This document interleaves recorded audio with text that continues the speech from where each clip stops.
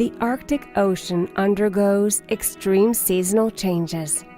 In the summer, the fresh water from rivers, melting ice cap, and permafrost does not mix with the surface seawater because of its density. In the ocean, what matters for density is temperature and salinity. They are the primary factor affecting the density of water. The waters are arranged into separate layers. This phenomenon is called ocean stratification. The stratification of the Arctic Ocean is one of the key features about how that ocean works, and it gets stratified in a couple of different ways. It can get stratification from water that comes off land, or it can get stratified from the melting of sea ice.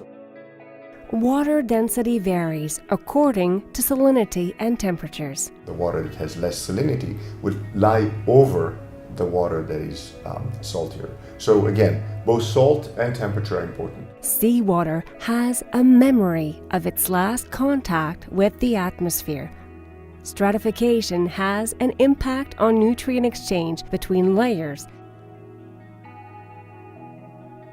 In a near future, this could lead to a desertification of the Arctic Ocean. L'augmentation de la température produit une couche d'eau plus chaude, qui est plus légère parce qu'elle est plus chaude, et qui limite le brassage de l'océan, la ventilation et l'apport de nutriments qui viennent des eaux profondes vers la surface.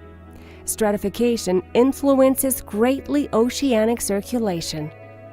These are the currents that allow waters to circulate between oceans and define the climate of our planet. And there are places in the ocean, very important places, both in the Labrador Sea near Iceland, where water are formed that are the densest formed in the world, and those go all the way to the bottom of the oceans. And they're part of what we call the conveyor belt. En s'écoulant comme ça vers le fond, évidemment, cette circulation-là entraîne des eaux froides vers le fond, donc elle a tendance à tempérer le climat en quelque sorte, donc à empêcher que le climat soit beaucoup plus froid qu'il ne serait autrement. With temperatures rising, we could imagine summers free of ice in the Arctic Ocean. If light penetrates the superior layer of the ocean, will there be an increase of primary production?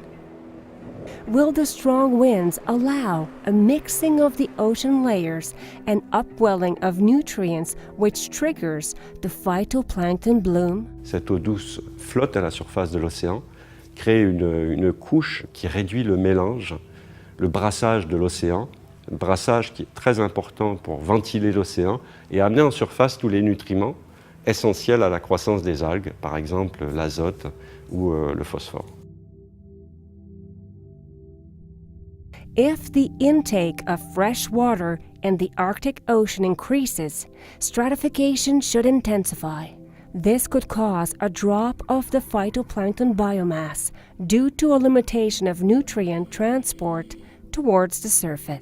These are the central questions that scientists are trying to answer. What stratification scenario will affect the future of the Arctic Ocean?